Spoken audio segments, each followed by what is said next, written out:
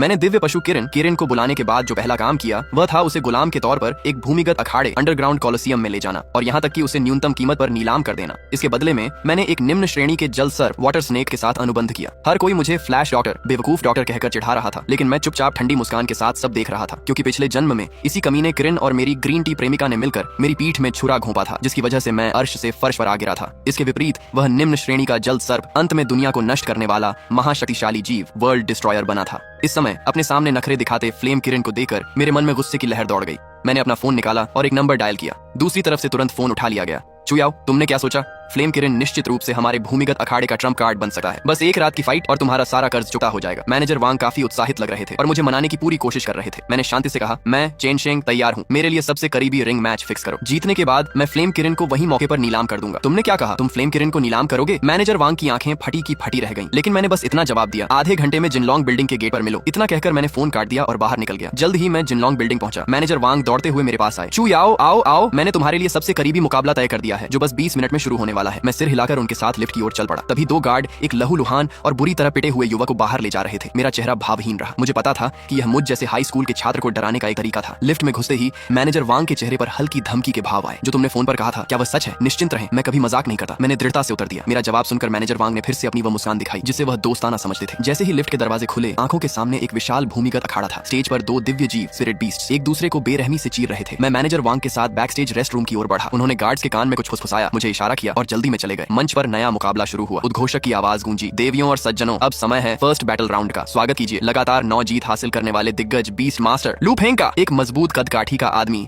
आत्मविश्वास भरी मुस्कान के साथ मंच पर आया। तभी एक दुबला पतला आदमी बाहर निकला। मैं तुमसे लोहा लूंगा, आयरन लेवल 4 बीस्ट मास्टर वांग मिंग, चुनौती स्वीकार करो। वांग मिंग के हाथों से रोशनी निकली और एक आधे इंसान के कद का फायर बुल मैदान में प्रकट हुआ। लू फेंग ने भी अपने जीव को बुलाया। 1-2 मीटर ऊंचा हंटर एम्परर बेयर किसी छोटे पहाड़ की तरह लू फेंग के सामने खड़ा हो गया। जैसे ही रेफरी ने शुरुआत की घोषणा की, फायर बुल एक तेज रफ्तार कार की तरह भालू की ओर लगा। लू फेंग ने हंसते हुए चुटकी बजाई। भालू ने अपनी भारी हथेली जमीन पर दे मारी। जमीन बुरी तरह कांपने लगी। फायर बुल की रफ्तार धीमी हो गई। तभी भालू ने गजब की फुर्ती दिखाई और अपनी विशाल हथेली से एक ऐसा वार किया कि सांड का सिर फट गया। और कौन चुनौती देना चाहता है? लू फेंग किसी सम्राट की तरह खड़ा था। आज रात की लड़ाइयां बहुत उबाऊ हैं। अगर बाकी बचे लोगों में हिम्मत नहीं है तो हार मान लो। अब केवल तुम ही बचे हो जिसका मैच नहीं हुआ है। जब उसने सीधे तौर पर निशाना साधा तो दर्शक चर्चा करने लगे, यह कौन है? इससे पहले कभी नहीं देखा। ये तो एक छात्र जैसा दिखता है। मुझे नहीं लगता ये टिक पाएगा। मैं दर्शकों के संदेह के बीच शांति से मंच पर खड़ा रहा। मैं बस ये पूछना चाहता हूँ कि तुम्हें यहाँ मुझे चुनौती देने का इतना आत्मविश्वास कहाँ से मिला? लू फेंग ने बिना किसी झिझक के मेरा मजाक उड़ाया। बकवास बंद करो, लड़कर पता चल जाएगा, मैंने कहा। फ्लेम किरण शानदार तरीके से मैदान के बीच खड़ा हो गया। उसकी चमकती हुई खाल लगभग सबकी आंखों को चौंधिया रही थी। यह सब जानते हैं कि दिव्य जीव का स्तर आमतौर पर उसके मास्टर के स्तर से ऊपर नहीं जाता, जैसे आयरन, ब्रोंज, सिल्वर, गोल्ड आदि। इसलिए भले ही जीव का रक्त ब्लड लाइन कितना भी शक्तिशाली क्यों न हो, अगर बीस्ट मास्टर का लेवल कम है तो वह बेकार है। लू फेंग के चेहरे पर अब भी तिरस्कार था। ये जीव दिखने में तो अच्छा है। मैंने रेफरी की ओर देखकर ऊंची आवाज में कहा, जल्दी शुरू करो। जैसे ही रेफरी ने इशारा किया, हंटर बेयर फिर से पूरी रफ्तार के साथ फ्लेम किरण की ओर झपटा। किरण भी अपनी चारों टांगों के जोर पर आगे बढ़ा। नीचे बैठे कई दर्शकों ने आहें भरी। भालू का प्रहार कोई मजाक नहीं था। उन्होंने अभी देखा था कि कैसे उसने फायर बुल जैसे भारी जीव को एक झटके में खत्म कर दिया था। लेकिन जब दोनों जीव आपस में टकराए तो वह हंटर बेयर ही था जिसे लड़खड़ा कर पीछे हटना पड़ा। तभी मैंने आदेश दिया, फ्लेम किरण, बर्निंग फ्लेम ओशन। फ्लेम किरण कुछ अनिच्छुक लग रहा था। मैंने उसकी आंखों में असंतोष और नफरत को भांप लिया। मेरा चेहरा गुस्से से तमतमा उठा। ऐसा गद्दार जीव जो अपने मालिक की बात न माने और मौके की तलाश में रहे। अगर अभी मेरे लिए उपयोगी न होता तो मैं उसे यहीं मार डालता। लेकिन जब उसने देखा कि भालू फिर से उसकी ओर आ रहा है तो खुद को बचाने के लिए किरण ने अपना सबसे बड़ा वार, अल्टीमेट मूव तैयार करना शुरू कर दिया। अब या तो हार मान लो या अपने जीव की लाश ले जाने के लिए तैयार रहो। चुनाव तुम्हारा है, मैंने लू फेंग से कहा। लू फेंग उस ओर से आती दम घोंटने वाली गर्मी को महसूस कर सकता था। अगर उस जीव ने अपना कौशल स्किल छोड़ दिया तो भालू का मरना तय था। मैं हार मानता हूँ, लू फेंग चिल्लाया। दर्शक दीर्घा में शोर मच गया। भूमिगत अखाड़े का राजा हार मान गया था। कमीने, हार मत मानो, अपनी शान का क्या, मेरे पैसे वापस करो। गालियों और शोर के बीच लू फेंग ने सिर झुका लिया, लेकिन फिर उसने कुछ सोचकर उत्सुकता से पूछा, भाई क्या मैं पूछ सकता हूँ कि इस जीव का ब्लड लाइन लेवल क्या है? डायमंड लेवल, मैंने शांति से कहा। मुझे पता है आप सब हैरान हैं कि मेरे पास डायमंड लेवल का जीव कैसे है, लेकिन अगर मैं कहूँ कि अब आप सबके पास भी ऐसा जीव आने का मौका है तो? एक उत्साहित दर्शक ने चिल्लाकर कहा, छोटे भाई अब सस्पेंस मत बनाओ, जल्दी बताओ।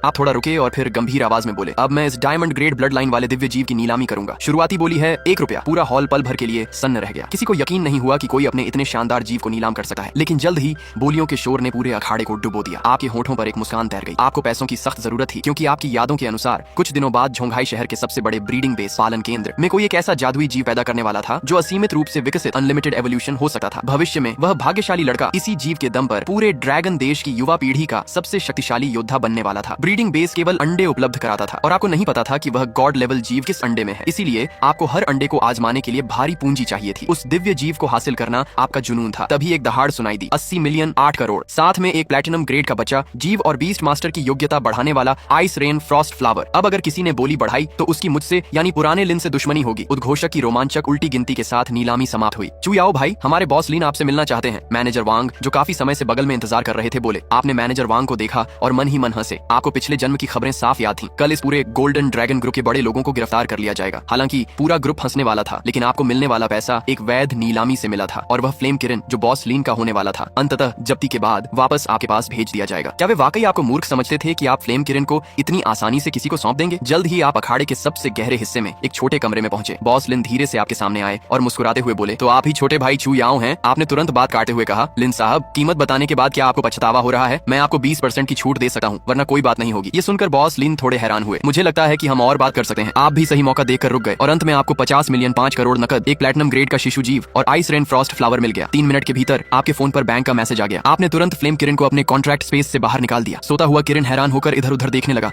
और आपको देखते ही उसे गुस्सा आ गया, लेकिन तभी उसने वह देखा जिसने उसे खुशी से भर दिया। उसके इस सस्ते मालिक ने एक तरफा रूप से अनुबंध कॉन्ट्रैक्ट तोड़ दिया था। फ्लेम किरण को तुरंत आजादी मिल गई। वह खुशी से दहाड़ा और कमरे से बाहर भागने की कोशिश की, लेकिन तभी आसपास के गुर्गों ने उसकी पीठ पर एनेस्थीसिया बेहोशी के 2 इंजेक्शन ठोक दिए। किरण के पैर लड़खड़ाए और वह जमीन पर गिर पड़ा। जीव को सौंपने के बाद आपने महसूस किया कि आसपास के लोगों की नजरें ठीक नहीं थी। क्या ये लोग पैसा वापस छीनना चाहते थे? आपने थोड़ा सोचा और एक योजना बनाई। आपने अपना फोन लहराया और आत्मविश्वास भरी मुस्कान के साथ बोले, चूंकि पैसा आ गया है तो मुझे वापस जाकर रिपोर्ट देनी होगी। बॉस लिन, मुझे लगता है कि हम भविष्य में अक्सर सहयोग करेंगे। बॉस लिन, जो पहले लूटपाट ब्लैक ईट ब्लैक करने की सोच रहे थे, ठिठक गए। उन्हें लगा कि इस लड़के के पीछे जरूर कोई बड़ी ताकत है जिसके दम पर यह इतना बेखौफ है। आखिर झोंघाई शहर की कौन सी बड़ी हस्ती इसके पीछे है? उनके गुर्गों ने बॉस लिन का इशारा पाते ही धीरे से रास्ता छोड़ दिया। छोटे भाई, तुम्हारी बात का क्या मतलब है? मैं ज्यादा कुछ नहीं कहूंगा। आपने पैसे लिए और लिन को एक रहस्यमयी मुस्कान दी। आपको कल पता चल जाएगा। गोल्डन ड्रैगन बिल्डिंग से बाहर आकर आप काफी सुकून महसूस कर रहे थे। जेब में पैसा हो तो बात ही अलग है। आपने शिशु जीव और फ्रॉस्ट फ्लावर को पहले ही सुरक्षित रखने के लिए ब्रीडिंग बेस भेज दिया था। आपने चेहरे पर मास्क लगाया और एक नंबर डायल किया। नमस्ते, ये ड्रैगन शील्ड सिक्योरिटी कंपनी की झोंघाई शाखा है। मैं 2 मिलियन 20 लाख दूंगा। मुझे 5 दिनों के लिए सुरक्षा चाहिए। अभी के अभी गोल्डन ड्रैगन बिल्डिंग के नीचे आ जाओ। ठीक है, कृपया 2 मिनट रुके, हम एक एक्सपर्ट भेज रहे हैं। कोड आपके फोन पर भेज दिया जाएगा। सेवा समाप्त। कृपया 5 स्टार रेटिंग दें। आपने फोन काटा और तुरंत पैसे ट्रांसफर कर दिए। कुछ ही देर में मैसेज आया। कोड था, क्या आप सिगरेट लाए हैं? जवाब, मेरे पास 2 टर्की हैं। इन 2 लाइनों को देखकर आपका सिर चकरा गया। तभी आपने एक बूढ़े व्यक्ति को देखा जो कांपते हुए बिल्डिंग के नीचे टहल रहा था। आप झपट कर उसके पास गए और उसके कंधे पर हाथ रखा। क्या आप सिगरेट लाए हैं? बूढ़े की आंखों में एक चमक आई और उसने आपके कान में धीरे से कहा, मेरे पास 2 टर्की हैं। फिर उसने हैरानी से पूछा, तुम्हें कैसे पता चला कि मैं ही हूँ? आपने अपनी घड़ी की ओर इशारा करते हुए उसे घूरा। तुम लोग बिल्कुल भी प्रोफेशनल नहीं हो। सोचो, कौन सा बूढ़ा रात के 2 बजे सैर करने निकलता है? बूढ़े ने अपना सिर पीटा और आपको थम्स अप दिया। रास्ते में कई लोग बुरी नीयत से आपका पीछा कर रहे थे, लेकिन यह मानना पड़ेगा कि यह बूढ़ा बॉडीगार्ड भले ही हवा से गिर जाने वाला लगता था, पर लड़ाई में किसी जवान लड़के से भी ज्यादा खूंखार था। उसकी लाठी बिजली की तरह चलती थी। यह बूढ़ा इतना शक्तिशाली इसलिए था क्योंकि इस दुनिया में 2 तरह की शिवलियन खेती प्रणालियां थी। एक शारीरिक शक्ति बॉडी रिफाइनिंग और दूसरी beast master spirit beast taming. ये बूढ़ा शारीरिक शक्ति का उस्ताद था। हालांकि उसकी सारी बुद्धि उसकी ताकत में चली गई थी, फिर भी आपको उस पर भरोसा था। रास्ते में छोटी मोटी रुकावटें आई, लेकिन आपके हिसाब से यह जरूरी था। आपने जानबूझकर कार नहीं ली और पैदल घर गए ताकि अंधेरे में छिपे लोगों को पता चल जाए कि आपके साथ एक एक्सपर्ट है और आप कोई आसान शिकार नहीं है।